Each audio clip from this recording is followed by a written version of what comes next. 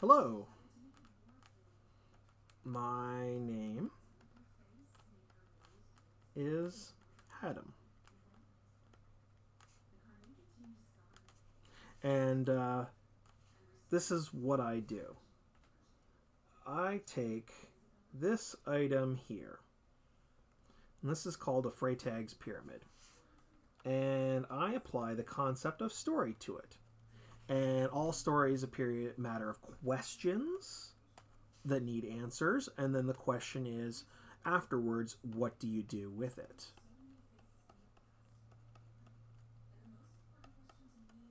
Okay, and that is the core function of story, which is what I do.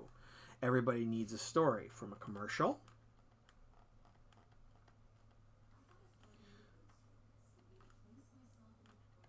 to a TV show to a movie to a book. I could go on forever on those ones there, but the reality is the process for doing all of them is the same. You have to understand first what your audience is.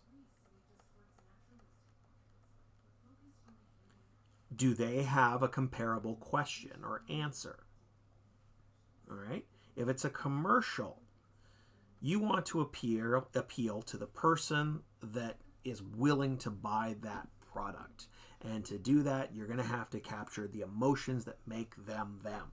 And I use that, I find that out with people using a tool called an Enneagram. And it's a bunch of old pseudoscience that I've learned to put together to help create very compelling characters that can help answer the big old questions of, hey, what's the story I'm trying to tell? There's really no difference. Now, the trick is what makes me different from other people is that I have identified a long time ago that in order to tell the story of, say, a thinker 5 or an expressionist 4 or a control loving 8 or a code of conduct loving 2 or a people loving or a control code of conduct 1 or a people loving 2 or a free loving 7, I've learned how to write as all of them. And the reality behind it is it's just there's just a few simple code words that I tell myself, and a few couple of like charts and graphs that help me think like them. And so if you're trying to cater to the 7 in a person or the 8 in a person, I can go down to the core level. And that's with something called a theme.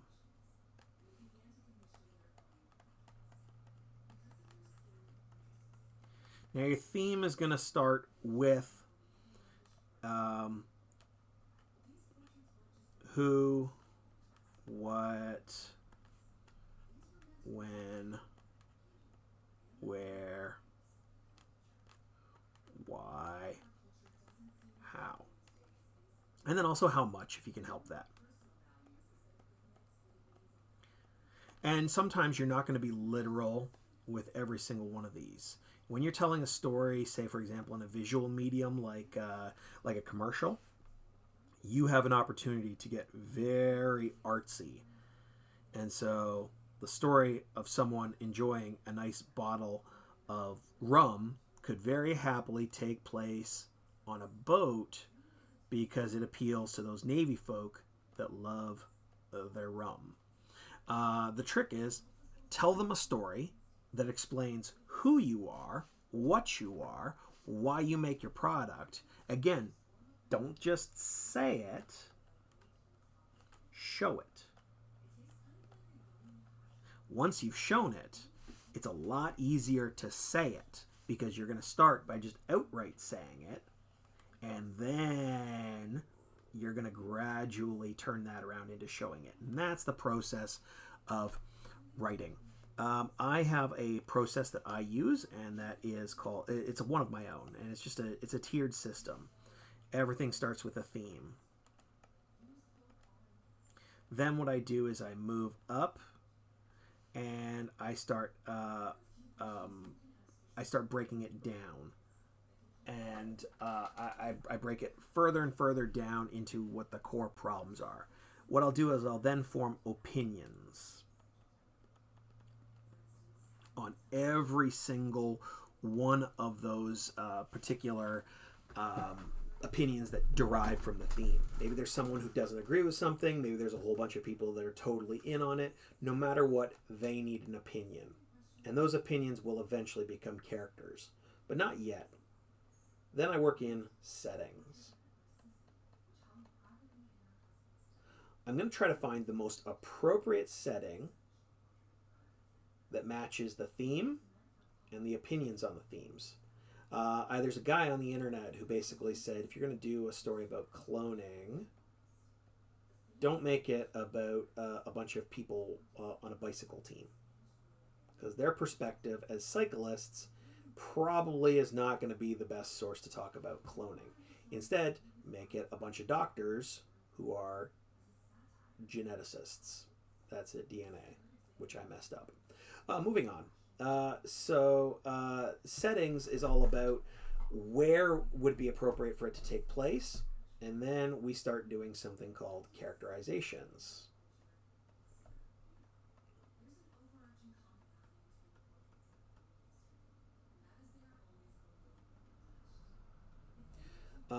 And this is where we pull out the old Enneagram and we figure out which number character. If I'm telling a story, is an 8 going to be the best one to tell this story for a beer commercial?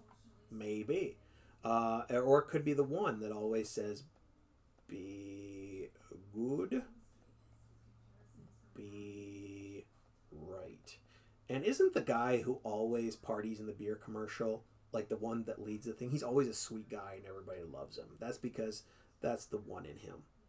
All right? That is the 1. So moving on, we're going to go from characterizations into goals. Now, goals are generally going to come from whoever holds the money, or in that case there, do they agree that it applies to the theme? But it's going to be based on our characters. What are our characters after? Maybe they're just after a beer. Maybe they're after the meaning of life. It's our job to figure that one out in the theme. This is how we save time so we don't bang our head against a typewriter trying to figure out why we are not smart enough to do something. Okay, so next we move into, I'm going to get that. I'm going to go object mode, apologies, and let's grab you over there. Oh, dropping things. Just get you out of the way. Sorry about that. Moving on. I'm going to go back to the drawing.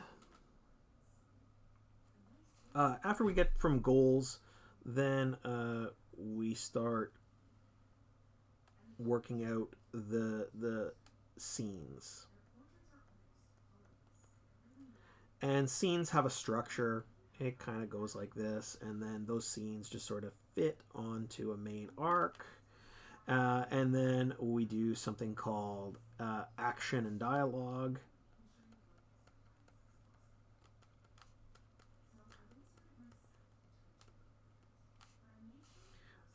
And then this is what I call it, spit and polish. All right, so spit and polish is effectively the... Sorry, I'm dropping things as I move here, and I'm going to keep going through. The action and dialogue is basically going to be the see it and the say it. It's telling our characters what they're going to do, what they're going to say on this particular line here. Action comes first, then comes dialogue. When I write out my dialogue, I usually start with like a layman's, like a computer language talk. I believe I want a beer. I get a beer. I'm happy because I have that beer, so on and so forth. And then as time goes by, you get a little bit poetic. That comes up into here. That's the spit and the polish. And that's where you sit there and you go and you review every aspect of your story, every single part of it, and you say, does it look like a story? Is it formatted like a story? And that can come in a couple of different versions. There's play, prose, text, book. Lots of different possibilities there. When I write a textbook, I try to tell a little bit of a story at the beginning of each piece. But for the most part, I rely heavily on the play format as opposed to the prose format. I really like writing in screenplays and teleplays, and then I will go over in the spit and polish mode, and I'll decide, oh, this is supposed to be a narrative? Okay. Convert. And that's where I'll go just sort of scene by scene. So I'll go act by act, and I'll break down those scenes, and I'll say, what kind of language do I need to apply to those? And I'll sit there with my textbook. It's a writing guide that shows me where periods and commas and all that stuff go in the structure of a sentence. And like a rabbi, I'll just sort of pine over that and get every syllable in its right place. So anyway, that's the Tower of How I Write Stories. And back before, this is the explanation of why I do it. I tell stories to an audience. This is what I do. Thank you.